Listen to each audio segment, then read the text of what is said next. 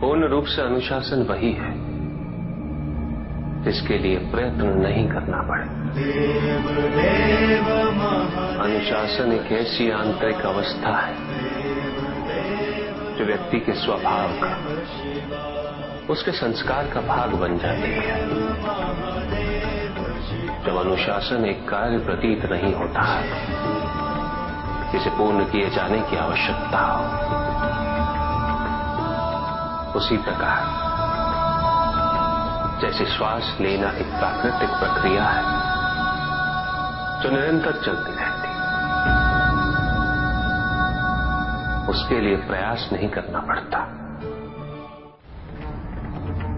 अभी तो मन में उत्पन्न होने वाला लोभ, अहंकार और महत्वाकांक्षा है।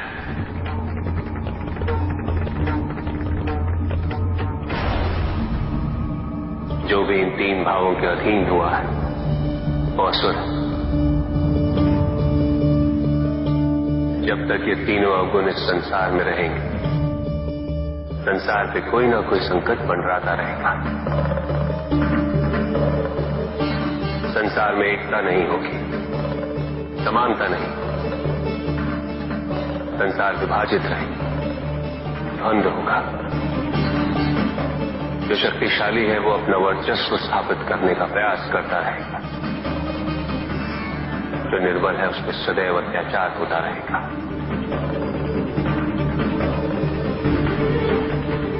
फिर कोई शक्तियों को अर्जित कर भ्रमित होगा, स्वयं को ईश्वर समझेगा और उसका विनाश करने हेतु ईश्वर पुनः किसी न किसी रूप में अवतरित होंगे। पूजित का साक्षात सामने होना मन को भटकने नहीं देता, किंतु जो सच्चे भक्त हैं, भगवान तो उनके मन में, उनके हृदय में निवास करते हैं। जिनके हृदय में श्रद्धा है उनके लिए पूजा करने हेतु अपने आराध्य का साक्षात सामने होना अनिवार्य नहीं।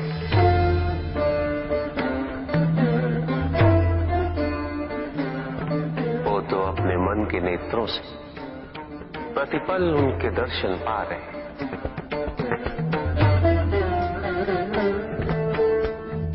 उनकी प्रत्येक अनुभूति में भगवान है।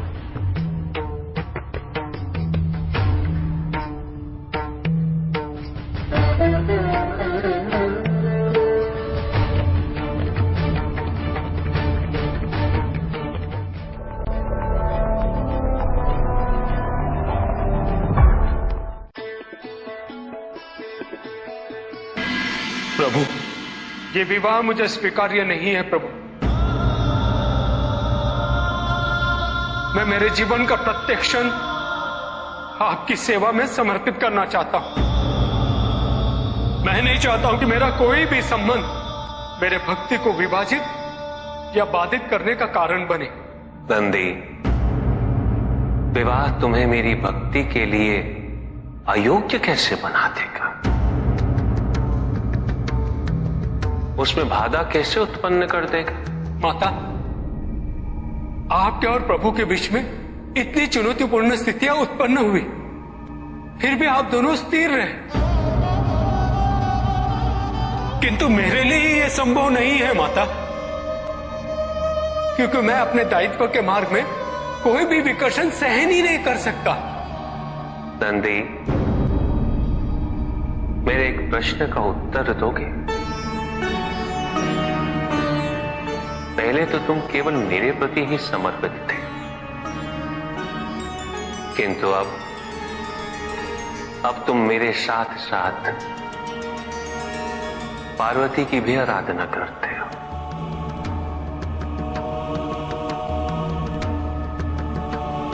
क्यों? प्रभु, माता आपके अर्धांगिनी है, आपकी पूरक, जिस प्रकार आप उनके पूरक हैं। आप माता के कारण आनंदित रहते हैं, उनकी उपस्थिति आपको प्रसन्नता देती है। अन्यथा आपको इतना हर्षित उनसे पहले मैंने कभी नहीं देखा है। फिर कुमार कार्तिकेय का जन्म, अशोक सुंदरी का जन्म और फिर हमारे गणेश का जन्म। प्रभु, इस प्रकार मैंने कैलाश को पूर्ण होते हुए देखा है और ये सब माता के कारण ही हुआ है। प्रभु, जिस कैलाश में आप वास करते थे उसे माता ने निवास बना दिया, इस कैलाश को संपूर्ण कर दिया।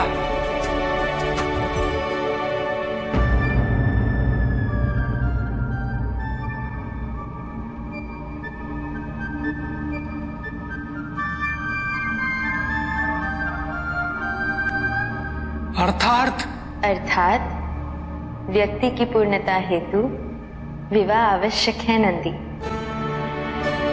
जैसे स्वामी और हम एक दूसरे के पूरक हैं, उसी प्रकार तुम्हारी अर्धांगिनी और तुम एक दूसरे के पूरक बनोगे। विवाहित जीवन की अनुभूति, परिवार का सुख, उसके सुख और उसकी सुरक्षा के लिए संघर्ष, ये सभी अनुभूतियां व्यक्ति के विकास के लिए अनिवार्य है नंदी। किंतु प्रभु, मेरी स्वतंत्रता। स्वतंत्र तो वो नहीं है नंदी जो विवाह के विचार से भयभीत तो होते हैं या संकोच करते हैं,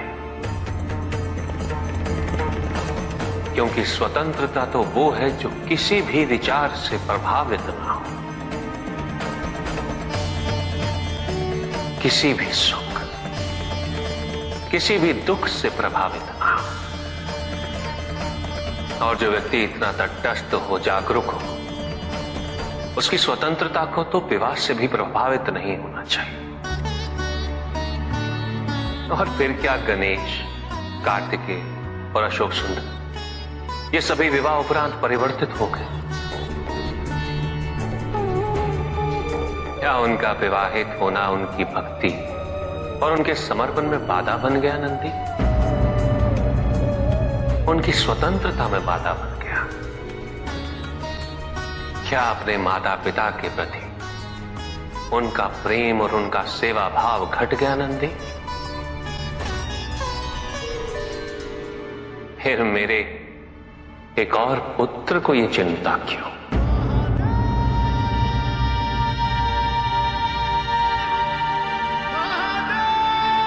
ये भय क्यों नंदी?